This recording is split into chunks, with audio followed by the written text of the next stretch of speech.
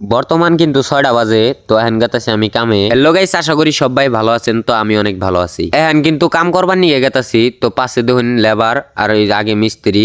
তো বাকি গেতাছি কাম করবার নিয়ে, ওই আগে সাইডে কাম চলতেছে। আরেকটা কথা, এনে কিন্তু এক দুজনে কাম করে না, কমসে কম 100-200 মানুষে কাম করে। তো এই যে আগে গেতাছে, এনে মিস্ত্রি আছে, তো লেবার আছে, আরো পাশে মানুষ আছে। একচুয়ালি যার যার কাম আলাদা করা, তার মানে একজনে টাইলস মিস্ত্রি, একজনের পডিন কাটা মিস্ত্রি, তো একজনে রাজমিস্ত্রি। তো আমি কিন্তু রাজমিস্ত্রির কাম করি, আনেরা জানুনি। আর হ্যাঁ, নগে কিন্তু পড়াশোনাও চালু রাখছি। একচুয়ালি কামটা কিন্তু 3 তালার মধ্যে হইতেছে।